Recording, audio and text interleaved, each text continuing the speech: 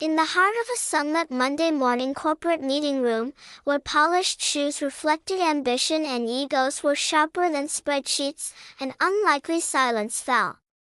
A man wearing a faded gray janitor's uniform walked in with a mop bucket.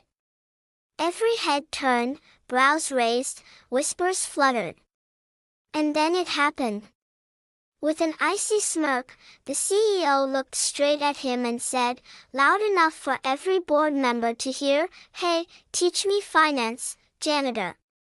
A wave of quiet laughter rippled through the room, but just before humiliation could settle, the janitor lifted his tired eyes and answered with calm, heartbreaking strength. What he said next made every chair in that room feel a little too small. His name was Walter Hewson, a quiet, broad-shouldered man in his mid-40s with lines on his face that told stories about long nights and unpaid bills. No one knew that before he picked up a mop, he was a licensed financial analyst, until tragedy struck. Years ago, after losing his wife Anya to a sudden illness, Walter's life became a constant battle between grief and survival. Every spare dollar went to keeping his daughter, Selena, in school and providing for his son, Leo, a 10-year-old with a congenital heart defect requiring regular hospital visits.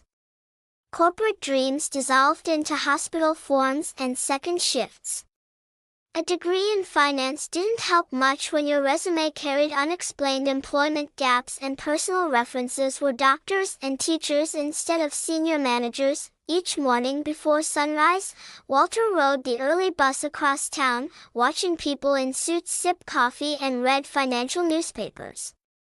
He'd look down at his work boots and wonder what his wife would say if she saw him now. He worked as a janitor at the very company where he once dreamed of being a financial director. He never complained. He never corrected anyone who called him cleanup guy. He just kept going because two pairs of young eyes were waiting at home, believing their father was a hero. That morning, the meeting room had floor-to-ceiling windows draped in sunlight. The city skyline sprawled behind the CEO's high-backed chair. The CEO, Braden Cross, impeccably dressed, radiated confidence as he waved his expensive pen around, surrounded by executives worrying about declining profits. He spotted Walter quietly cleaning near the door and decided to use him as the punchline to his frustration. With laughter still lingering from his comment, Braden leaned back and added, "Since none of you seem to understand basic financial salvage, maybe our janitor here can break it down. After all, he handles trash daily, maybe he can help us dump these losses." Walter didn't react immediately.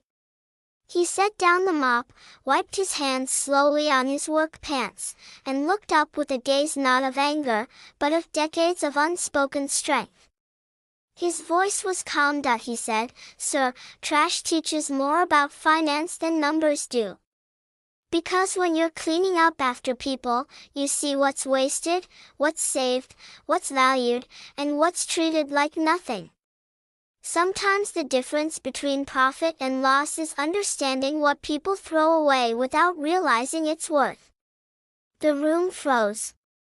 The CEO's smile faltered. Walter continued, "I used to be a senior financial analyst.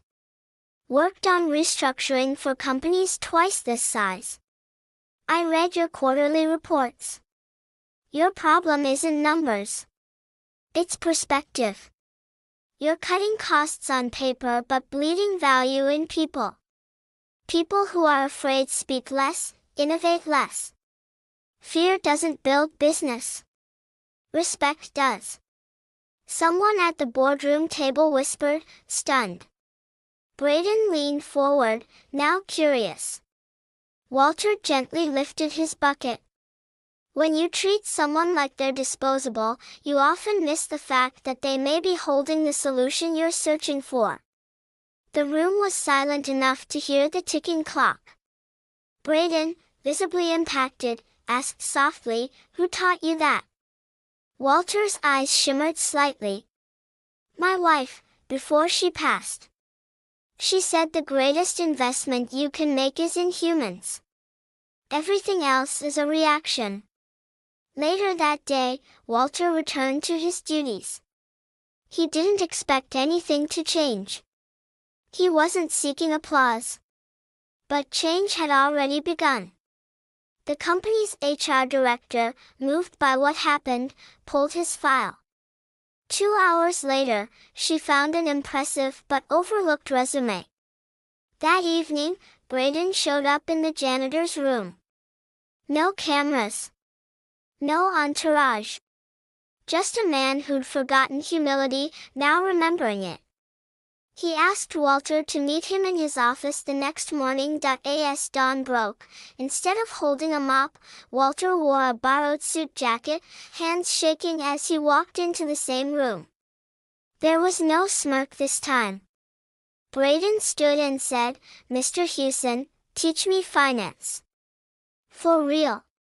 Then he apologized, not with words alone, but with action. He offered Walter a position as a consultant to rebuild their financial strategy using what he called human-centered forecasting.